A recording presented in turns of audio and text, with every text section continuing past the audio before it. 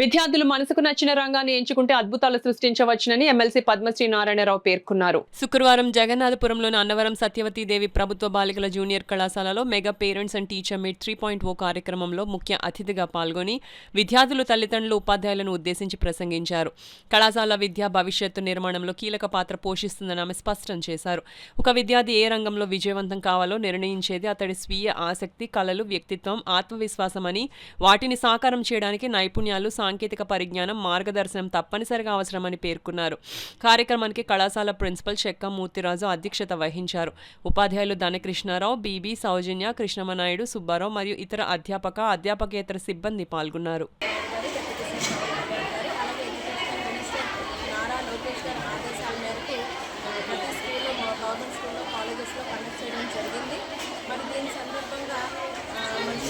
ఈరోజు నేను సెలెక్ట్ చేసుకున్న స్కూల్ జగన్నాథ్పూర్ స్కూల్లో ఉన్న మున్సిపల్ గర్ల్స్ హై స్కూల్ ఒకటి, అలాగే జగన్నాథ్పూర్లో ఉన్న ఏఎస్టీ ఉమెన్స్ కాలేజ్ ఒకటి సెలెక్ట్ చేసుకోవడం జరిగింది.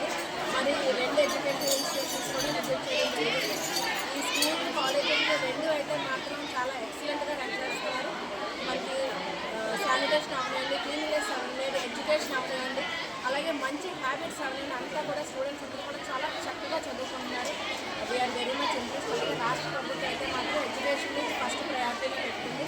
స్కూల్ స్టూడెంట్స్కి అయితే టెక్స్ట్ బుక్స్ అన్నీ కూడా బైలింగ్వల్గా ఇవ్వడం జరిగింది. అంటే ఇంగ్లీష్ అండ్ తెలుగు మీడియంగా దానికి తెలియచేయడం జరిగింది. అంటే పిల్లలు కానీ ఏదైనా ఇంగ్లీష్లో చదవడానికి ఇబ్బంది కానీ కలిగితే తెలుగులో చదివి దాన్ని అర్థం చేసుకోగలుగుతున్నారు. అలాగే అసెస్మెంట్స్ ఇవ్వడం జరిగింది. School uniform, bag, shoes, socks అన్నీ కూడా, అంటే వాట్ ఎవర్ నెసెసిటీస్ ఉన్నాయి కూడా అన్నీ కూడా స్కూల్ స్టూడెంట్స్ ఇవ్వడం జరుగుతుంది. అలాగే కాలేజెస్ వరకు వచ్చినప్పటికైతే పిల్లలకి రీసెంట్గా కెరీర్ గైడెన్స్ ప్రోగ్రామ్ అనేది కూడా లాంచ్ చేయడం జరిగింది. అంటే వీళ్ళు రెగ్యులర్ స్టడీస్తో పాటుని ఈ ఆబ్జెక్టివ్ టైప్ కూడా బిగినింగ్ నుంచే కూడా వీళ్ళు ఆన్సర్ చేసుకుంటూ వెళ్తే వీళ్ళకి రాబోయే రోజుల్లో కాంపిటేటివ్ ఎగ్జామ్స్ కూడా చాలా ఈజీగా వీళ్ళు ఫేస్ చేయగలుగుతారని చెప్పేసి రాష్ట్ర ప్రభుత్వం ఈ స్టెప్ తీసుకోవడం జరిగింది. అలాగే ఈ స్కూల్ అవనివ్వండి, కాలేజెస్ అవనివ్వండి, ఇక్కడంతా మేనేజ్మెంట్ అంతా కూడా చాలా చక్కగా పనిచేస్తున్నారు. ఇదైతే నాకైతే మాత్రం అనిపించింది, దేశంలో మొట్టమొదటిసారిగా మన ఏపీ రాష్ట్ర ప్రభుత్వం ఇనిషియేటివ్ తీసుకొచ్చి పేరెంట్స్, పిల్లలకి అలాగే టీచర్స్కి అనుసంధానం చేసి పేరెంట్స్ టీచర్తో కండక్ట్ చేయడం. దీని ద్వారా పిల్లలకి ఏదైతే లోటుపాట్లు ఏవైతే ఉన్నాయో అవి తెలియజేస్తారు. అలాగే పేరెంట్స్ పిల్లల విషయాలు అవనివ్వండి, లేదంటే ఎడ్యుకేషన్ విషయాలు అవనివ్వండి, ఏదైనా సమస్యలు ఎదుర్కొంటే అవి పేరెంట్స్తోని, టీచర్స్తోని, అలాగే మేనేజ్మెంట్తోని అందరితో కూడా డిస్కస్ చేసి వీటిలో ఒక సొల్యూషన్ తీసుకోవడానికి పనిచేయడం జరిగింది ఈరోజు. సో పిల్లలు 54 మెంబర్స్తో మనకి ఎన్సీసీ యూనిట్ కూడా మనకి పర్మనెంట్ ఎన్సీసీ యూనిట్ కూడా వచ్చింది. తర్వాత నెక్స్ట్ గేమ్స్ అండ్ స్పోర్ట్స్లో కూడా నేషనల్స్కి వెళ్ళిన పిల్లలు కూడా ఉన్నారు, నేషనల్స్ ఆడుతున్నారు. మనకి పీడీ లేకపోయినా కూడా స్టాఫ్ అందరూ ఎంకరేజ్మెంట్తో వీళ్ళు అప్పుడే రగ్బీ అయితేనేమి, ఆర్చరీ అయితేనేమి, తర్వాత వెయిట్ లిఫ్టింగ్ అయితేనేమి, రెజ్లింగ్ అయితేనేమి, అన్నింటిలోనూ కూడా నేషనల్స్కి వెళ్ళిన ప్లేయర్స్ అందరూ ఉన్నారు.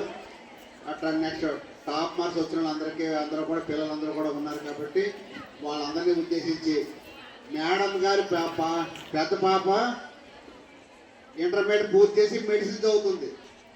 అలాగే రెండో పాప కూడా ఇంటర్మీడియట్ చదువుతుంది. తల్లి మీ దగ్గరికి వచ్చి మీకు ఆశీస్సు ఇవ్వడానికి వచ్చారు. నెక్స్ట్ కానీ ఏంటంటే మనం ఇక్కడ ఎందుకంటే ఎక్కడెక్కడి నుంచో పేరెంట్స్ రావాలి కాబట్టి వాళ్ళు ఎవరు వచ్చే అవకాశం ఉండదని చెప్పి ఏ పెద్దలను కూడా పిలవలేదు. అయినప్పటికీ కూడా మిమ్మల్ని అందరినీ ఆశీర్వదించాలని మంచి మనసుతో ఒక తల్లిలా మీ దగ్గరకు వచ్చారు. వారిని మిమ్మల్ని అందరినీ ఉద్దేశించి చక్కటి ఆశీస్సులు ఇవ్వాల్సిందిగా మేడం గారిని రిక్వెస్ట్